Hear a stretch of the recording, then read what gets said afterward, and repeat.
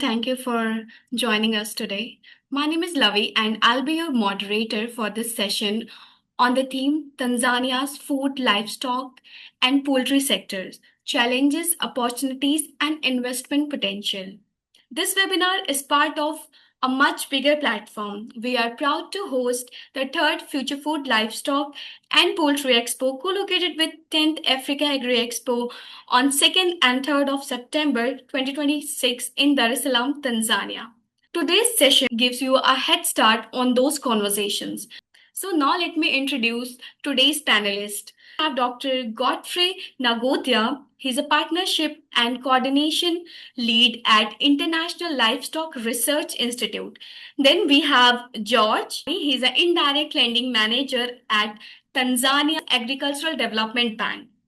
Then we have Phineas Ochola, Standards Officer at Tanzania Bureau of Standards. And finally, we have Dr. Ladislaus Kasankla from Tanzania Food and Nutrition Center. Still have one more panelist, Dr. Benzeet. He's a Director of Directorate of Veterinary Services in Tanzania. A very warm welcome to all of you.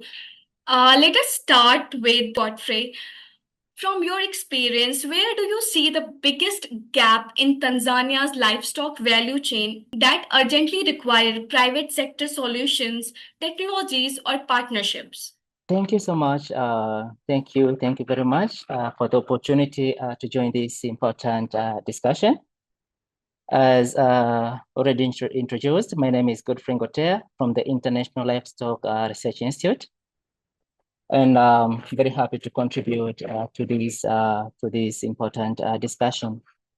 From the work that IRI has been doing in Tanzania and from my experience, the biggest gaps in the livestock value chain are not actually in a single part of the value chain. They span across the whole system and the whole value chain.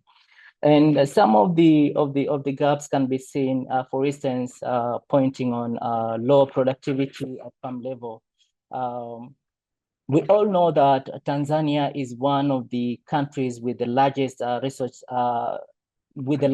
livestock resource base. So as I was saying, one of the major gaps that I can see is low productivity at farm level. We all know that Tanzania is actually one of the largest resource-based countries in Africa. But despite that, the country has, the livestock sector have not been adequately contributing to the national economy.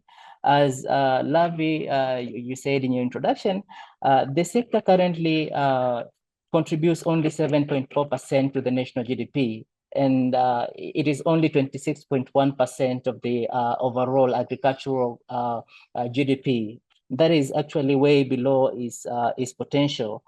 And this can be attributed to limited access to imports, services, and to the fact that many farmers have not been adhering to good husbandry practices.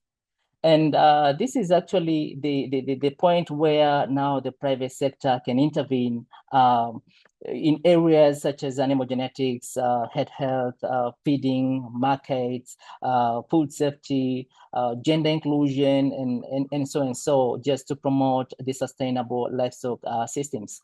The other gap that I see is the limited extension and advisory services. And this is actually very important because we can not only talk about the availability of technologies without pointing to the fact that it is important that farmers, how well can farmers access and apply these technologies appropriately.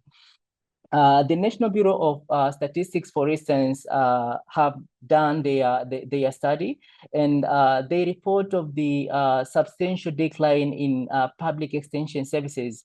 They report, for instance, that at some point, the public extension service declined from 55% in 2008 to only 20% in 2013. And a further decline was also reported in 2020. Which actually marks it was actually nearly a total collapse of the public extension sector. But that sad news comes along with some good news along it, where the same report from the National Bureau of Statistics reported that those farmers who reported to have access to public extension services also were seen to have they earned 3 times more income as compared to those farmers who did not have access to extension services. And this creates a clear opportunity for the private and public-private models in areas such as digital extension, youth agripreneur service delivery, in areas such as promoting bundled advisory and last mile input distribution. The other gap is on feed and fodder availability, especially in areas under climate change, where climate variability is affecting how farmers access water and feeding resources. This actually increases pressure on land and other natural resources, and making the livestock sector more vulnerable. And this is more actually in the dry land areas. But despite this gap, I can see the opportunity, the space where the private sector can invest in areas such as commercial feed production. They can actually intervene in forage seed systems. They can also intervene in climate smart fodder and feed formulation, or in storage of fodder resources and other advisory services related to animal feeds. The other gap is on animal health service delivery. This is an area where public-private partnerships can also make a really big difference if the private sector is adequately involved. And they can actually intervene in promoting these service delivery models and mobile veterinary services, diagnostics, and quality control of the animal health inputs. The other gap that I see is on weak market infrastructure and value addition. We already have the good news that the Tanzania policy discussion have recognized the importance of improving the market linkages and transport infrastructure, food safety, and value addition to strengthen competitiveness of the sector. And this is actually a good news for the private sector to come in and to complement the efforts of the government in really promoting livestock sector market infrastructure. The other gap for me that is last but not least is on investment coordination and financing.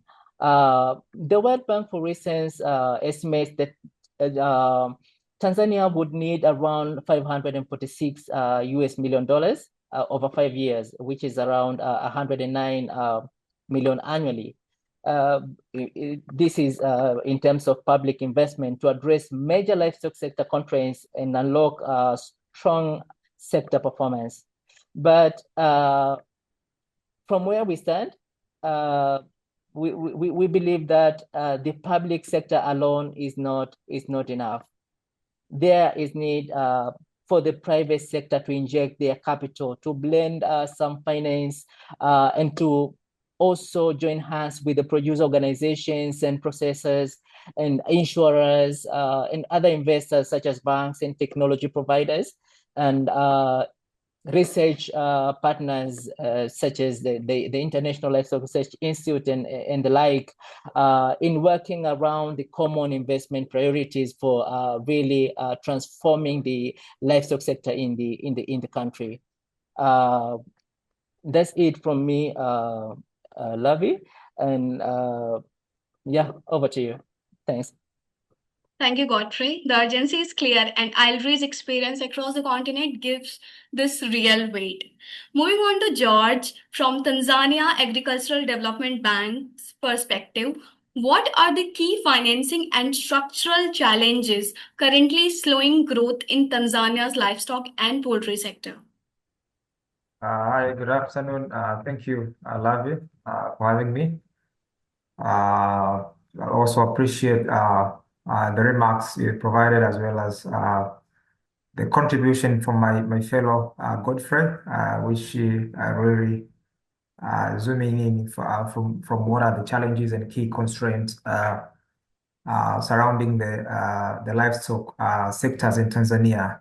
So from the financing and investment perspective, so TADB, of course, as a DFI, one of our key mandates is to mobilize resources as well as commercialize investment into agriculture and livestock in Tanzania. So, of course, we work with various stakeholders, local as well as international development partners to ensure that we mobilize adequate resources toward the sectors that we are mandated to support. So from the perspective of the livestock, so as TDB, of course, we have been financing quite a number of projects here locally, of course, ranging from the cattle, dairy, poultry, and the likes. But of course, as my colleague pointed out, so the key challenges also that we are also facing, it's on the issue of genetics, where locally we have a limited availability of good genetics to ensure that the borrowers can be able to access that proper genetics. So we have few situations where we finance projects, but they were unable to source reliable genetics to ensure that they engage into a commercial venture. But of course, there's an issue. We are also facing on the issue of availability of feed. So we have situation where our borrowers were unable also to have a proper feed management, or rather lack access to appropriate feeding. So so the commercial aspects of livestock keeping, it's still low. So there's a lot need to be done to ensure that we promote commercial livestock keeping, livestock fattening with the proper use of appropriate feed and fodders. So most of our actors, so they still rely on the seasonality nature. So where you find during the rainfall season, they have access to adequate feed resources, but of course during dry spell, you find that most of the project they are struggling to obtain feed. So of course it's also one of the challenge that we are facing from the financing perspective, where key clients that are unable to engage into proper feeding management.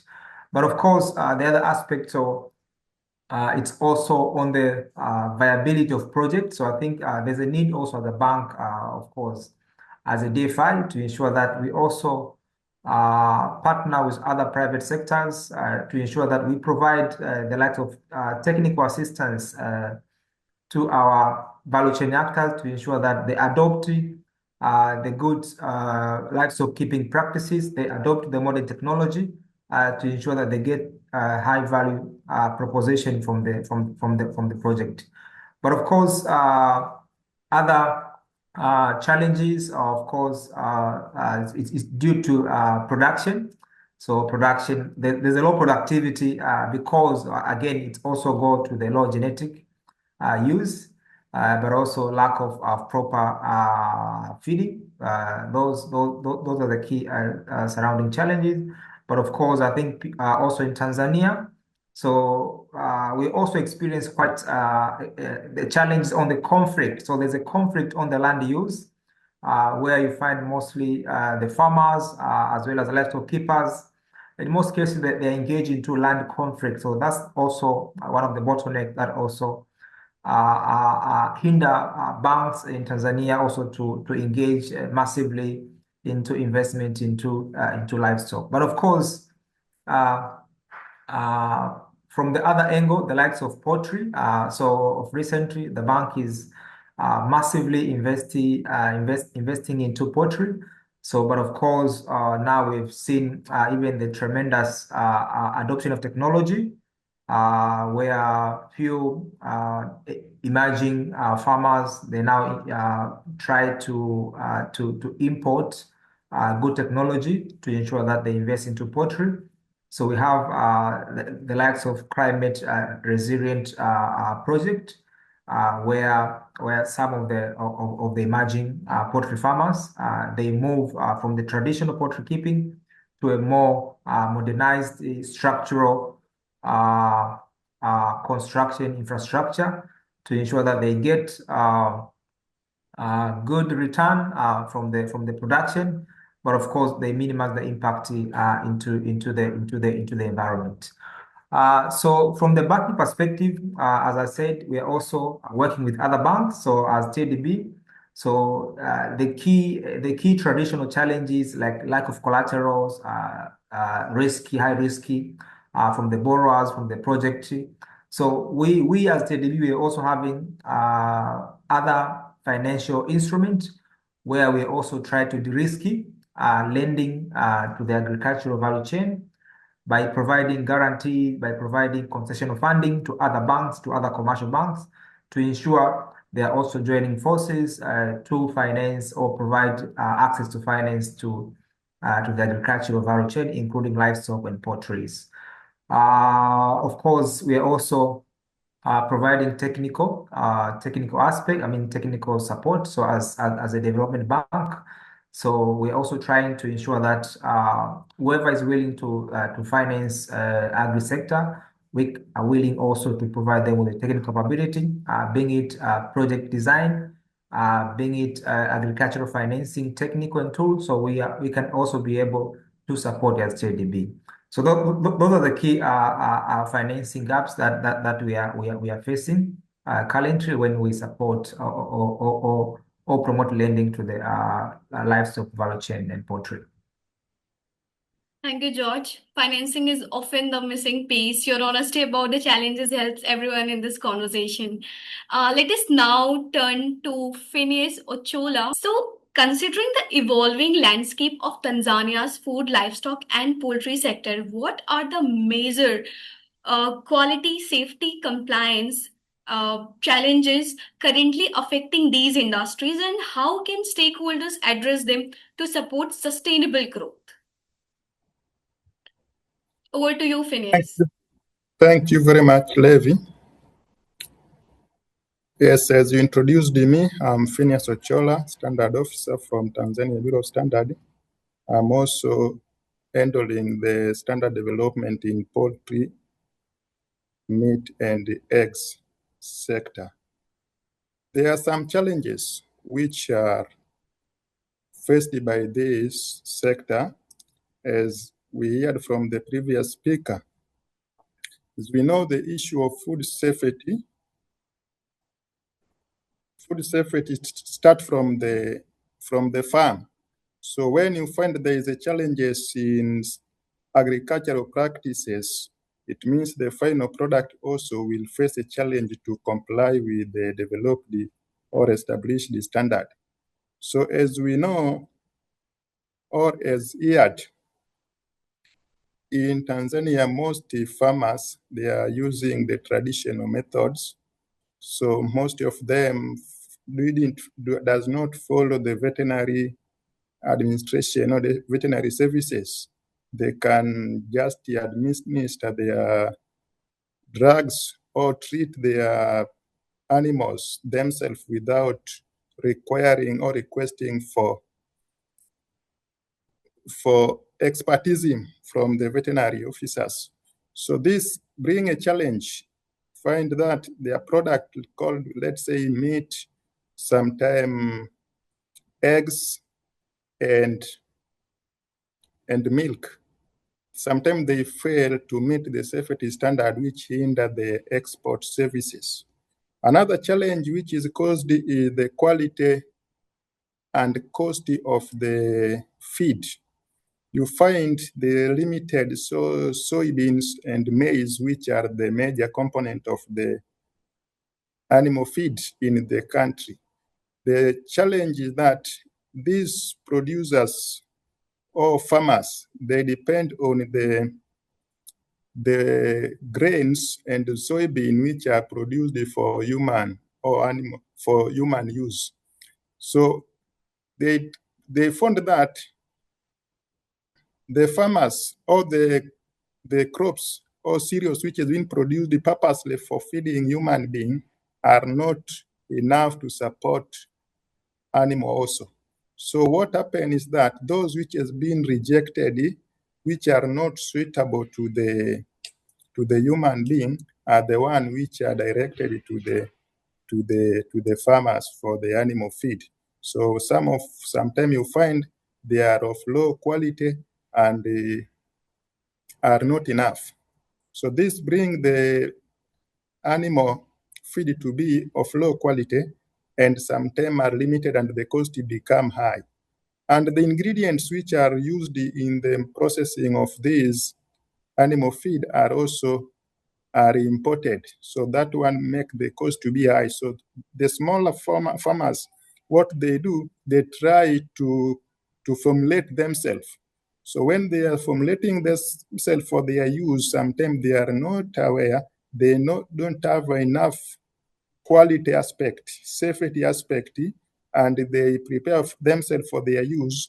They found that they are feeding the animals and the poultry with the poor quality and less safe feed, and making the final product of the animals do not comply with the established standard. So to support this one, investment is needed. Maybe somebody who can invest in the production of the soybean purposely for animal feed. Even if it is maize, should be produced purposely for animal feed in order to avoid that competition between human and animals, which make the animal to depend on the poor quality one.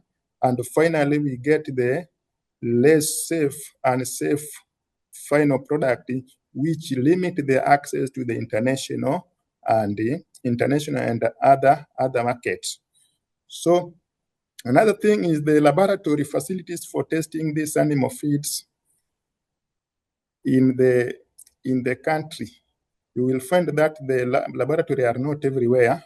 There are some places the laboratory are there. For example, mostly in Dar es Salaam, you will find them, TBS, we have laboratories which is well equipped for analyzing this sample.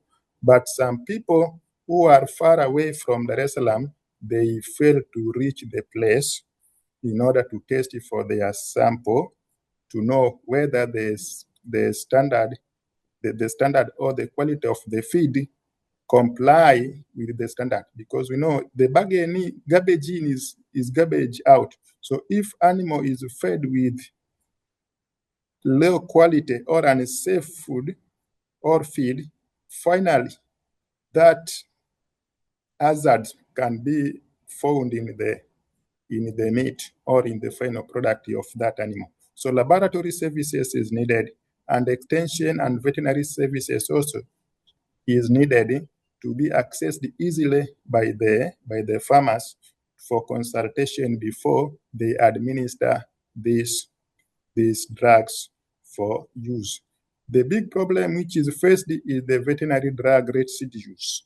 And this is because due to adhering to the veterinary services, they administer themselves without following the procedure.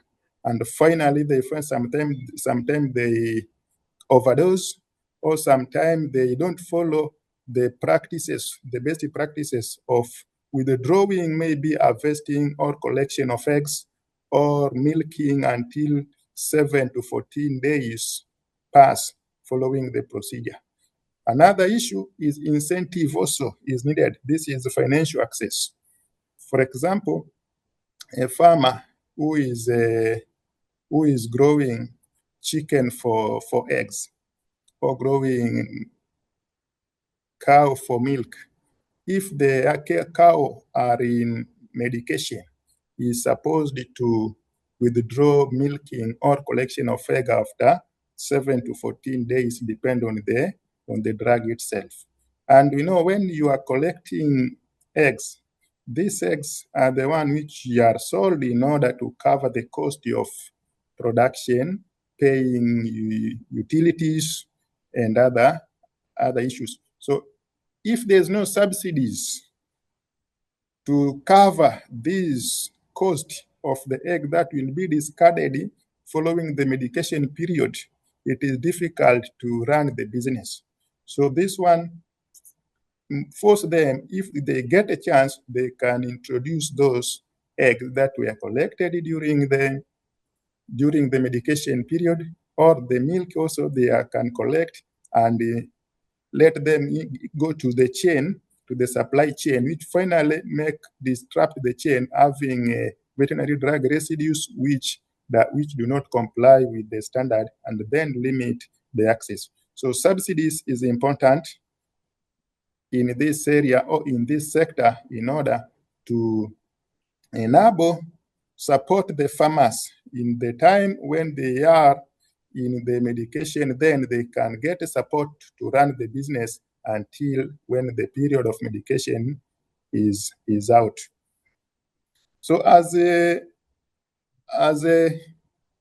Tanzania Bureau of Standard, in order to access or to get the international market, what is important is a standard. And currently, we have East African Community, and we have SADC, and we have African Continent Free Trade Area Agreement. Through all these blocks, we are harmonizing standard. It is the vision that we have a one African standard, a single product, a single standard, and a single testing method, and a single certificate. So when you are certified in Tanzania, then you can use that certificate all over the African. And we have took the lead in that committee for poultry, meat, egg, and related product. Tanzania is the secretariat for that committee, and we have harmonized these several standards. So it is us to support the farmers so that they can go through a modern way to use improved technologies so that they can comply with the available standard in order to access the market which are enough, because somebody may require maybe a certain amount of meat, but if you find the way we have an informal market in the country, the farmers, most of them are not registered. You don't know who is somewhere, who is there. So sometimes you can fail even to get that amount of meat which is requested by an importer. So after, I think I should end up there. If there will be more information, I can continue. Thank you. Thank you, Phineas. Standards are the foundation of trust, and you have shown us exactly where that foundation needs strengthening. Our first question to Dr. Ladislaus Kasankla from Tanzania Food and Nutrition Center. So, Dr. Kasankla, as Tanzania continues to strengthen its food and nutrition ecosystem, which areas currently require greater private sector investment, technology adoption, or international partnership to improve nutrition outcomes and food accessibility? Thank you very much. Thank you very much for having me to be one of the panelists in this event. So, as you said, private sector, Tanzania acknowledge and recognize the role of private sector in improving the nutrition and livelihood of the people. And that's why you see a private sector and other stakeholders, they're always engaged in a value chain addition. They have been involved more to make sure that there is food transformation. And this food transformation is a national agenda. And this is spelled out in different programs. There is Agriculture Sector Development Program Phase 2, and also the Tanzania Livestock Master Plan, and also in nutrition we have National Multi-Sectoral Nutrition Action Plan. So the main desire is to engage and increase availability and accessible of safe, affordable, nutritious food to the people of the community. To do so, the food system must be transformed by the increasing production of diverse food, and mainly the main focus where the private can be engaged is production of vegetables and fruits. And this is mainly because of we need not only the taste of the fruits, rather than we are interested in the micronutrients. You know, as Tanzanian, we still have a challenge of micronutrients deficiency in the country. So if we got a support on that, then the investor can contribute and then complementing with the domestic investment. As you can see in Tanzania, we have enough land, as they said, the previous speakers, and the production of vegetables and fruits is around these 7 million tons annually. So we have a variety of these vegetables and the fruits, but to mention a few, it's like mangoes, avocados, orange, pineapple, tomatoes, onion, and a juice. This one can be made into variety of food product. Also, we have like the fish production. If we increase fish production, actually this one can help to increase availability of fish itself, and also providing some many nutrients. In Tanzania, we have a big area covering the ocean. We have like 2,000 kilometers from the north, Tanga, to the south, Mtwara. So this is the plenty of ocean where an investment can be taking place. And also we have some lakes. We have big lakes like Lake Victoria, Lake Tanganyika, and Lake Nyanza. Also we have other smalls where all the fish can be available, and also this can be supported also because of the emerging big demand that because of the population now is increasing. So we have also to apply a technology like aquaculture. Is an emerging technology of fishing, and I think this can also be a place where the investors can come and invest in those areas. Also, production of animal and animal product. You can see that the demand of meat, for example, is increasing. If we take, for example, from 2007 up to, let's say,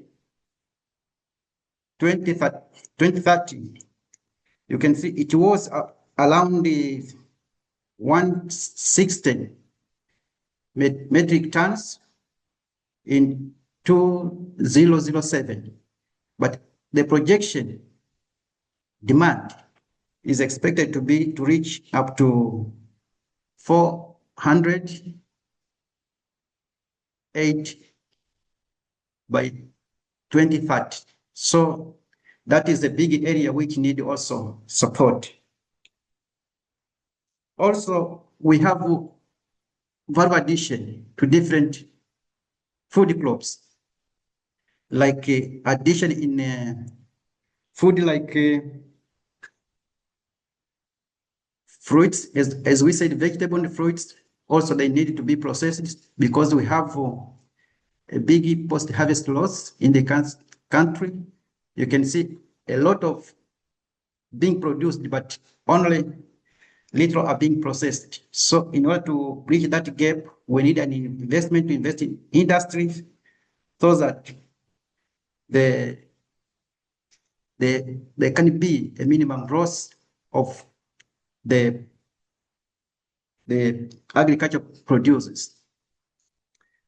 Also, in other area that we can have is like in a processing of oil. We need oil, and this is a big demand in the country.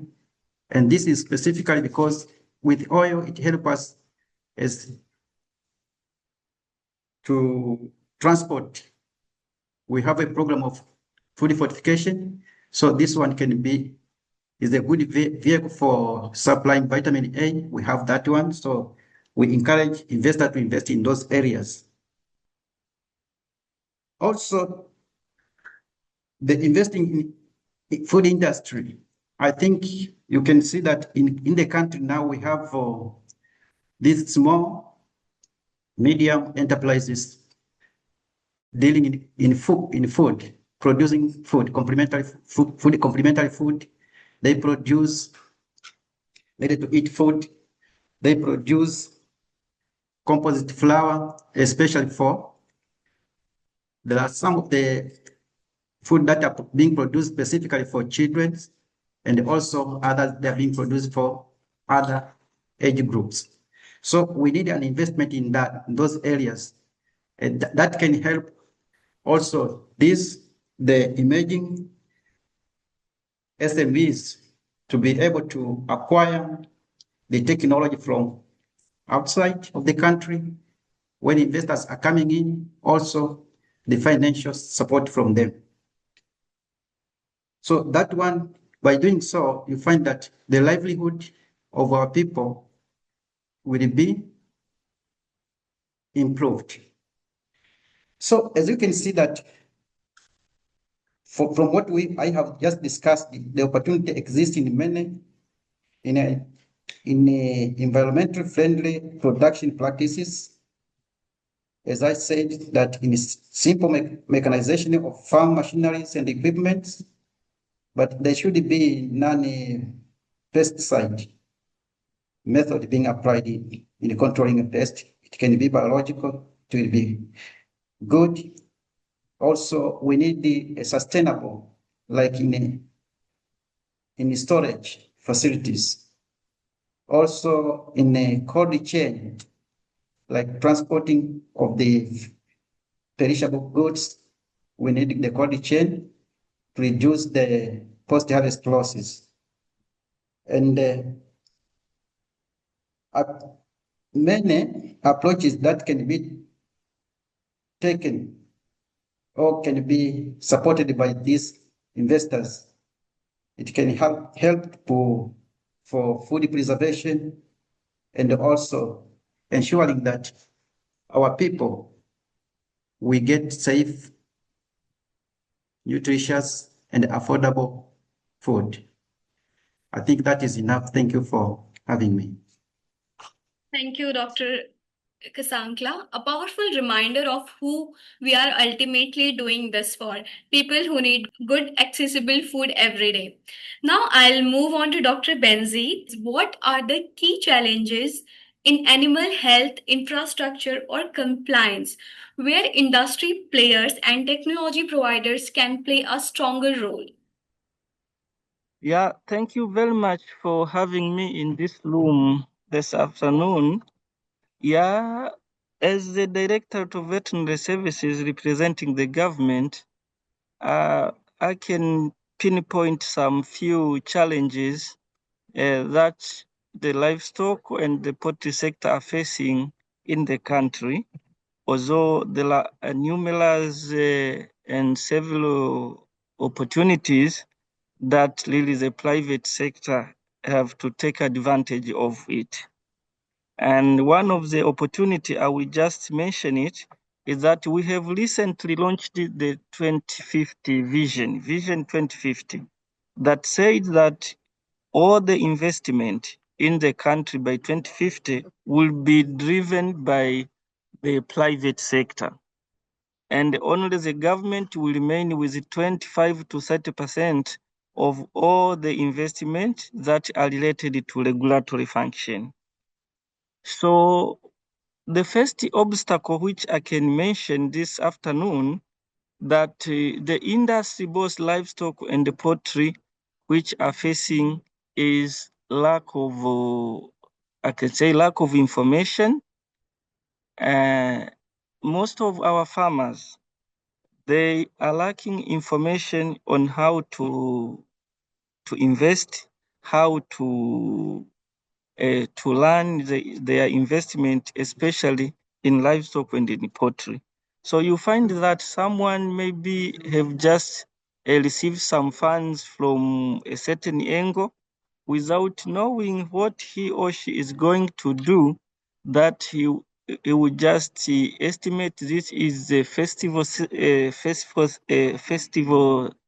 season like Christmas, Passover, Eid al-Fitr, and whatever.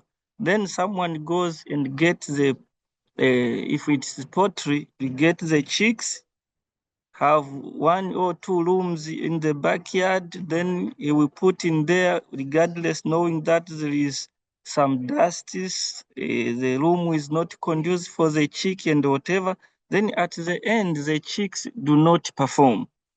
But not only so, but also you find that taking advantage the size of the country, we have a lot of porous border. Our borders are very porous.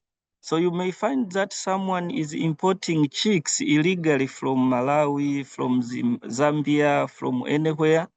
Then, because he or she is just getting the chicks in a very low prices, regardless that they have been exported for more than 3 days, of which we need by the 3rd day, the chicks must have been in the house being layered according to the expert's opinion. So you find that someone is smuggling the chicks from Malawi all the way to Dar es Salaam 4 or 5 days. So the chicks, they are very weak, they can't perform, and that is, then you find that people are complaining, we are having a lot of poor chicks and whatever, and all those issues.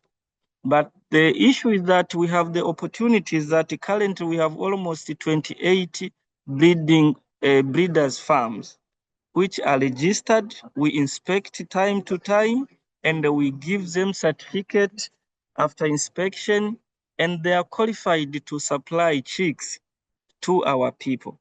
But you find that now our stakeholders, they are not going to those farms, and they are going to the illegally imported chicks. So you find that now we still invite now some private sector to invest on the breeders farm, so that we can have a lot of supplies to our stakeholders. So also I can say that the two industry, especially now this one is on the livestock part. Most of our livestock keepers, they still keep their animals for prestige. That if I say that I have 10,000 animals, I have 1,000 cattle, so without looking at their qualities. So you find that we have now Tanzania is the second largest country with in numbers of cattle, second to Ethiopia. But now if we quantify what are the values contributing to the country, you find is almost none. We are exporting meat to internationally only up to this to April, only 12,000 tons have been exported. But we are supposed to export more than 12,000 tonnage international. But now why we have a lot of animals, but we export less? We are expecting less because most of our livestock owners, they are not able to sell their animals. They sit with them at home, and some of them, they've given the names of their grandparents and whatever. So the animals, they are like someone, they are part of their families. So now what we are supposed to do to unlock that one, now the private sector now have started understanding the direction of the government, that we are shifting, but the level of shifting is very low, because we have some farms which are modernized, but now those modernized farms are only for breeding purposes. So you can't slaughter a breeding animal for export market. That's why you find that one breeder cow cost maybe almost 6 million Tanzania shillings. Maybe 6 million Tanzania shillings, almost 3,000 USD. So now those are animals for breeding. We can't say that we have breeder farms, we have modern farms which are ready for export. So now the issue here, we need a lot of investors now to come in to produce animals that will go direct to the market.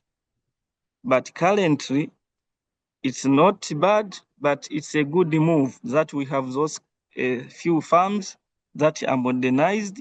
They have quality animals, but unfortunately, those animals are not ready for the market, are for the breeding purposes. So also, that is now not a challenge. It's also an opportunity for the private sector to come and invest on animals that are ready to go to the market. We had a challenge. We had the challenge of multiple regulatories, a lot of taxes to animal and livestock. But now the government have almost removed all the taxes and all that regulatory issues. So if you are importing animals from anywhere in the world, provided the veterinary services have done risk assessment and have established that the risk of introducing the disease in the country is very minimal, you import for free. So what does it mean? Means we are encouraging to bring in the country the animals which have already good genetics. They can grow well, very faster. Just within 1 or 2 years, the animal have got 300 kg to 600 kg and whatever. Then they enter into the market. But not only so, even the animal genetics, both for poultry and livestock, are imported in the country just for free, provided they are coming from the countries that are already have cleared in the sanitary measures with my department, which I'm heading to right now. So those are some few challenges but also my colleague mentioned the challenges on cost of the feed materials, animal feeds, and whatever. But now, to me, I see that it is a challenge currently, but it's because of low investment on that area. We don't have much factories that manufactures animal feed in the country, and it is only animal feeds for poultry, but also some supplement for cattle and the like. So we invite the private sector now to take advantage on it, that if you invest on the factory producing animal feeds, both for poultry and for fisheries, we are having now the fisheries industry is popping up and growing it faster. We have cage fishing Lake Victoria. We are going to Lake Tanganyika. We are going even to the Indian Ocean. All those places will be, our people and our investors will be allowed to put cages within those water resources. But now we depend 100% on importation of animal feeds. So it's a challenge, but in the other way, it's an opportunity. But also, we have a very key challenges on feed supplement in the country. So almost all the feed supplements, we are importing them from outside. But now what we have done, the government have removed all the VAT to the feed supplements as veterinary medicines. So, and my department is responsible to confirm that the food ingredients that have been imported have free antibiotics and whatever. So as a regulatory authorities allows the feed additives to come in the country. And all those one, we are doing the same to reduce also the antimicrobial resistance issues, of which are very in the next pandemic globally. So also that one is a challenge, but also it is an opportunity. But now what is the main key challenge now, which we need to address? And of course, the government have already done it in the Vision 2050, that the government does not involve itself in doing business, but the private sector is the one who can do business and can create employment to our youth and the women and the people with special needs. So now here we have a challenge that the private sector have never been sensitized much more to understand that is the private sector required to take advantage of this one. That's why you find that from the time of privatization, the government privatized most of the veterinary services activities, went to the private. But now, unfortunately, the private were not ready to receive what it was given to them by the government. That you find like here now, there are a lot of things are trying to mix up themselves, because it seems that now the private sector does not have technical know-how on the veterinary services provision. And now the government said, oh, we privatized the activity to the private. So it seems that no one is taking care of. But now in the Vision 2050, it is clearly stated, private sector now have to take over. And this is the right time that TAB comes to sensitize, I can say to sensitize the private. So now if the private will not take advantage of this great meeting which will be taking place in Tanzania, of course now that will not be the fault to the government. So now I want to call upon the private sector, people who want to invest, that the government have prepared very good policy, and I can call it a predictable policies, that we have special economic zones. You can come and register your program, your project. You will be given a special economic zone, and you will enjoy some benefit like tax holidays. A lot of bureaucratic issues will be removed into your investment, and you will be allowed to export and to some percentage to use in the local markets. So I can say that generally, it's like we don't have much of the challenges, but it's the matter of understanding what to do, where to do, and which office may be to be assisted. You just come in terms of diseases. Some people, they will speak that we have a lot of diseases and whatever. Dear colleagues, I'm the Director of Veterinary Services. The country have done much in terms of disease control. And that's why we are able to export to other international markets. But the issue is our investors, you don't invest in the international standard that are required to be invested to. So now I will leave the ball to you that you attend this event, which is ahead of us. You will be connected with people. And of course, in Tanzania, I can assure you we have two grandparent farms with the quality from European countries. They are in the country.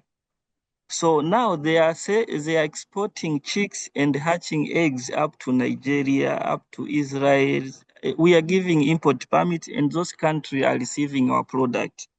So we need to know where to invest, how to invest, and the government is now on the supportive area, not on the regulatory. Formerly we were living, the government was like police women and policemen and the women to our investors. But now Her Excellency Dr. Samia Suluhu Hassan have given clear instruction that the government have to facilitate. So that's why we are trying to remove all regulatory issues. We are putting them aside and facilitate our people to invest, to create opportunities and employment to youth and women and others with special needs. Then we take off. Thank you very much for having me this afternoon. Thank you, Dr. Benzi. It was really very insightful. You have shown us exactly where the gaps are and where industry can step in. So excellent. Like we have heard about the challenges, and now let us talk about some more opportunities in Tanzania. I'll go back to each panelist with the second question focused on collaboration and investment. Let us come back to you for a second question. Which areas in Tanzania's livestock sector currently offer the strongest potential for collaboration with private companies, investors, and solution providers? I see the strongest collaboration opportunities in areas where Tanzania already has demand, policy attention, and proven technologies, but where actually scaling requires a bit of private sector participation. And Dr. Ben have mentioned quite a lot of useful insights, and one of them was on animal feeds and forages. And actually, this is an area where I also see that these collaborations can really make an impactful. Make an impact to the sector. With regards to this, we all recognize that feed is a cross-cutting constraint, and it cuts across nearly all livestock value chains, ranging from dairy, beef, poultry, and small ruminants. And this is actually an area where as the International Livestock Research Institute have been doing a lot of work, and we have been pioneering research and piloting intervention. Innovations across climate smart forages such as brachiaria, and these brachiaria are the forages with low greenhouse gas emission potential, and we are willing to collaborate with whichever private companies and the government organizations that are willing to really invest in this area of animal feed and forage businesses. And from my point of view, the other area where collaboration with private companies can also be seen is on animal health and last mile service delivery, where in this area, there's a very strong potential for collaboration around the production, distribution, and even administration of vaccines, diagnostics, veterinary inputs, and artificial insemination, and things like that. And IRI has the portfolio in these areas, and we have been doing a lot of work across these areas. And we believe that organizations that are willing and are ready to collaborate with us, we are very welcoming, and we are ready to invest in these areas to provide more evidence and research solutions to the parameters that will help to improve accessibility and applicability of animal health and inputs to farmers. And the other area, which also Dr. Ben, I remember he also mentioned about the efforts of the government in subsidizing and removing the obstacles around the machineries and things like that. I also see a lot of potential collaboration in the private sector in processing and cold chain and traceability across the livestock value chains. I've noticed that the government have made a lot of reforms, including removing VAT on milk cooling tanks and transport-related equipment. And it has also removed the custom fees on milk packaging, which help support dairy processing businesses. But I think there's still room to incorporate or involve the private sector more into this. With it, we can really make an impact. Also, I can draw on the Tanzania Livestock Master Plan, which has clearly outlined one of the very important areas for collaboration, which is on investment partnerships and blended financing. This livestock master plan estimated that the proposed livestock investment would require around 621 million US dollars, with 64% of it expected to come from the private sector and only 36% from the public sector. This actually shows that the livestock transformation depends heavily on the efforts of the private investment. And this is where now I see that investors and the government and the research institutions like us and Taliri and other development partners, and also with the involvement of producer organizations, we can come together and try to de-risk the investment and scale the proven investment models that can really improve and transform the Tanzanians livestock sector. The other area where I see a strong collaboration is on actually the poultry sector. The poultry. When I talk of the poultry sector, for us, the International Livestock Research Institute, we have collected a lot of evidence around the dual purpose breeds, both as the major potential, both on poultry and commercial poultry systems. For us, IRI, we have supported. Sorry. Let me go straight to that. On this aspect of poultry investment on poultry, let me just draw directly to what the Tanzania Livestock Master Plan has stipulated, that with poultry investment, we could increase even the poultry sector's GDP contribution by 182%. That we are talking about 256 billion Tanzanian shillings, from 256 billion Tanzanian shillings to 723 billion Tanzanian shillings. But this points to the opportunities in welcoming the private sectors to invest more in things like hatcheries, feeds, vaccines, biosecurity, aggregation, processing, and even the distribution of the outputs from the poultry sector. And so just to summarize my contribution in this area is that Tanzania's livestock sector has the animals, has the demand, the policy attention, and the market opportunity. What is now needed is the coordinated investment in productivity, the services, the infrastructure, the value addition, and the climate smart models. I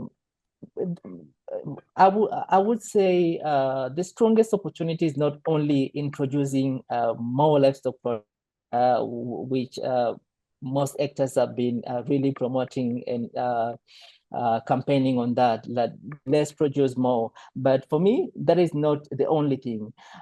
We can also focus in building an organized, inclusive, safe, and climate smart livestock economy. We can engage research institutions like IRI and others to support with evidence, the proven technologies, the partnership platforms, and even the scaling models. And we can also engage the private sector to bring the investment that is needed, the innovation, the distribution capacity, and the market discipline that is key for the development of the sector. So together, that is where I can see that the Tanzania livestock sector can move from what we are talking now. We have been discussing from the first speaker to the last. We have been discussing of the potential that it has, but are we there on the performance that is needed? So just by bringing this on board, then we can really attain the level of performance of the sector. Over to you, Lavi. Thank you, Godfrey. Very practical. You have given investors a clear sense of where to focus. So moving on to George, which segments within Tanzania's livestock and poultry value chain currently offer the strongest investment potential for both local and international companies? Over to you, George. Thank you so much, Lavi. Looking at the value chain of poultry and livestock, so there's a tremendous potential across I would say, the entire value chain. Speaking from the production angle, of course, we have talked about the challenges surrounding the input side, the likes of genetics, the likes of feeds. But of course, from the processing side, manufacturing of animal feed, value addition of the livestock, as well as marketing infrastructure, the cold chain facilities. So all those nodes along the value chain, they provide an adequate opportunities for investor locally, as well as from the foreign investor. So JDB as a DFI, so we are willing and ready to support long-term financing because we understand when investors want to invest into a long-term infrastructural project, so they also need to have availability of the long-term funding. So that's where JDB and other banks can be able to come in and support those investments. So we are willing, and we are able also to show the value chain return throughout the investment opportunity across the value chain. So being it production, being it processing, manufacturing, marketing, as well as export of the livestock and poultry products. Those areas they have massive opportunities for investors to look at it.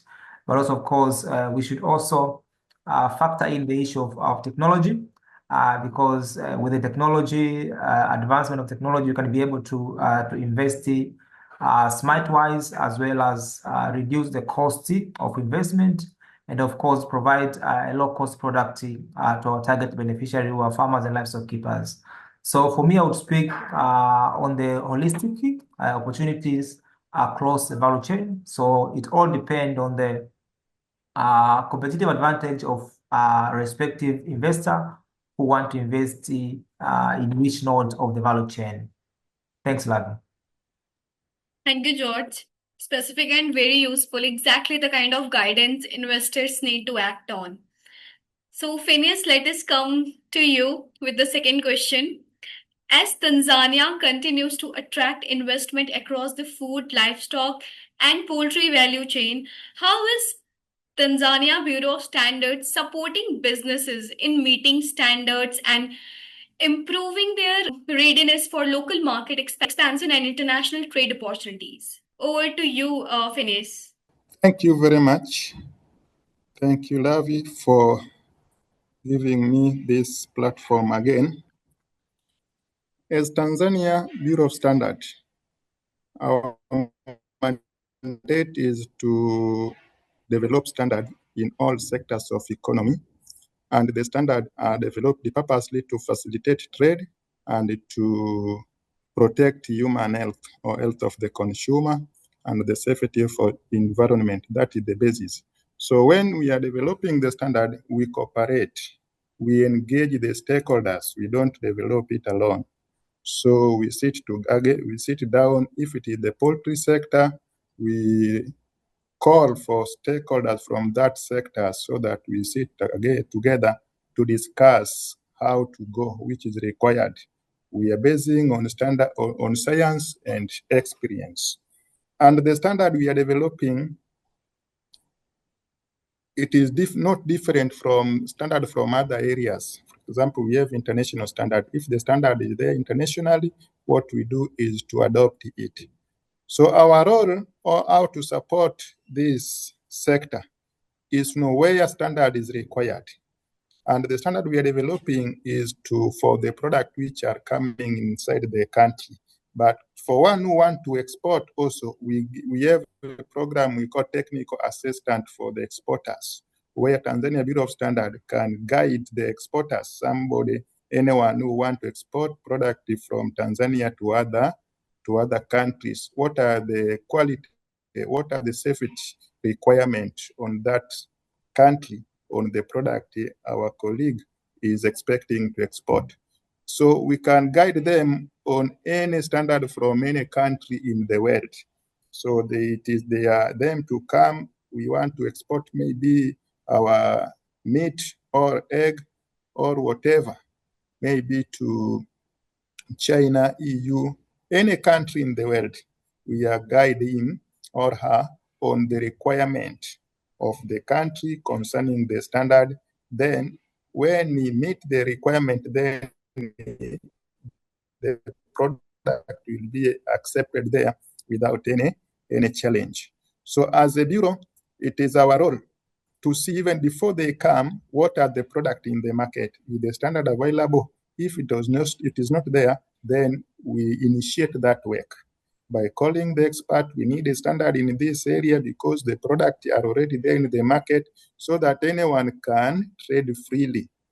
And apart from developing the standard, we also conduct training to these stakeholders where we train them on what is the standard and how to certify the product, how to access the market internationally or across the borders. So this is our role we are doing.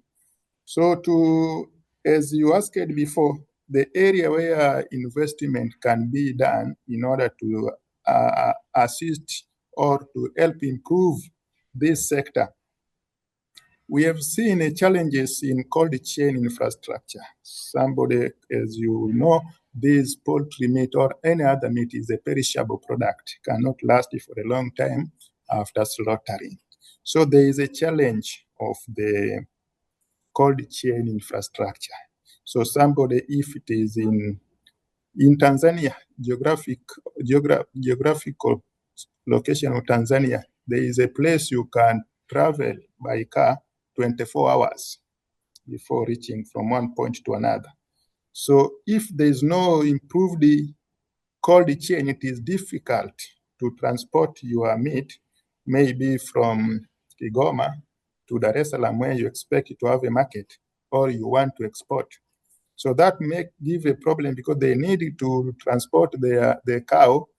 Transportation of cow, it seems to be easier than transporting meat because meat requires cold chain. So cold chain infrastructure is needed very much in order to allow the export. Because when you are exporting or transporting cow, you are transporting even the part which you are not going to sell. But if you have slaughtered already, then you will be transporting only those which you are going to sell. So this part is very important. And also modern abattoir. If you look at our country, we have so many large number of poultry, let's say, and the abattoir we have are specific for cow currently. And these chicken, which are many people depend on it. As we know, the society we require protein, animal protein for health, for growth, but we don't have a proper abattoir for slaughtering this chicken. You find people are just doing it in the backyard, something which for case of the biosecurity, it is a challenge. So the modern abattoir for poultry is required, and the investors should invest in that part in order to assist the sector to grow. Also, there is a need for improving the breeding of the poultry, because sometimes you find there is a limited access of the breed. For example, you cannot decide that I want maybe chick to all the one day old chick today, and then you get it. You have to press order, meaning that the amount of chicks which are produced, the number of chicken produced is less compared to the demand of the market. So investment is needed in that part. It is not enough. If we were discussing, we were validating the national poultry development strategies. The Ministry of Livestock and Fishery has developed 10 years national poultry development strategies. So during the validation, we found the gap that there is a limited in the number of chicks.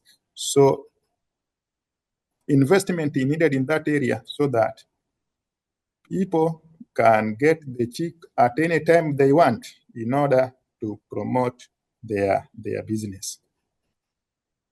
Thank you. Thank you, Phineas. Great to see Tanzania Bureau of Standards working alongside businesses. That partnership approach is what will help Tanzania compete in bigger markets. So, Dr. Kasankla, let us close with your second question. What opportunities exist for food processors, livestock companies, agri-tech providers, and solution providers to collaborate with TFNC in supporting sustainable nutrition and food security initiatives across Tanzania? Over to you, Dr. Kasankla.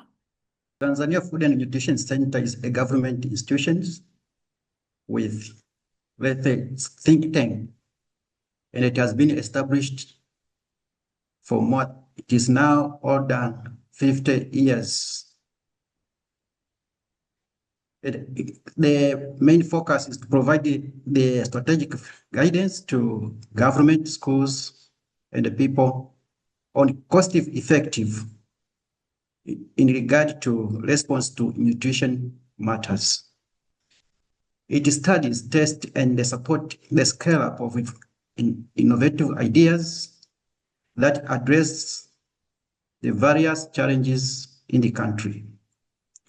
There is tapped opportunities is how effectively and efficiently nudge change in how food system sees nutrition and consumption as an ally in stimulate demands and hence drive production of nutritious food and the food product. TFNC, it stands itself as a good link between the food system and industry to manufacture health food options for public. It has a large number of food scientists, nutritionists, all together are supported with a reference lab, which provide opportunity for food processors, livestock companies, agri-tech providers, and to co-design solutions that meet the Tanzania market, test and bring them to scale.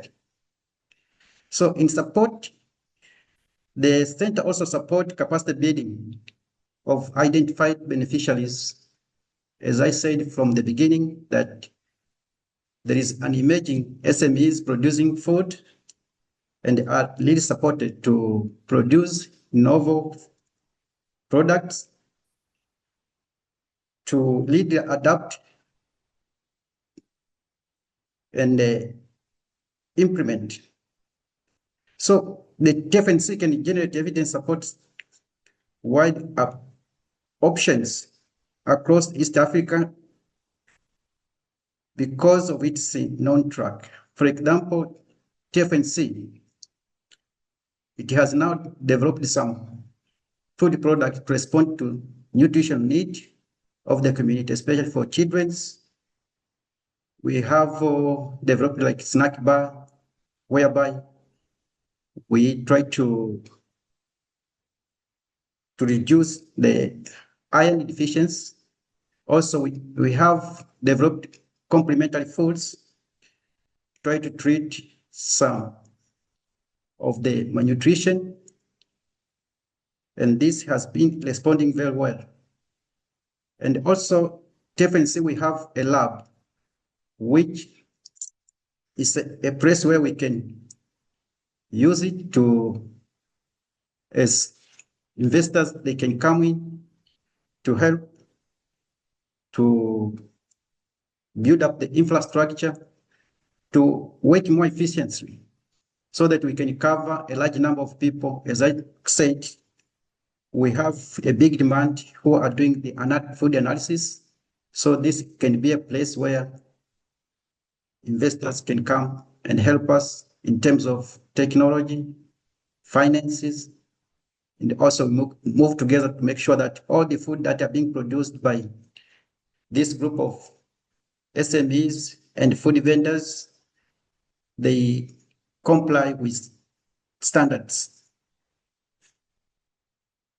Also, TFNC is involved in a number of other food products. As I said, that is a link between food processors.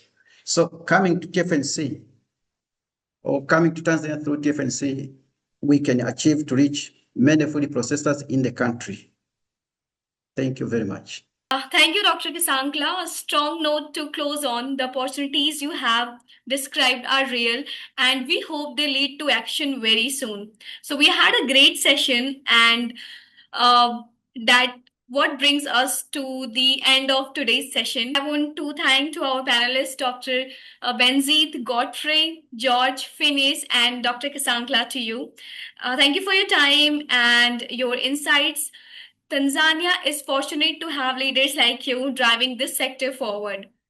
To our audience, thank you for being here and for the energy in the chat throughout. The third Future Food, Livestock and Poultry Expo Tanzania, co-located with 10th Africa Agri Expo, is on 2nd and 3rd of September in Salaam, Tanzania. We hope to see you there in person for 2 days, to have real conversation and business connection. This is Lavi. Thank you all and have a great day. Thank you.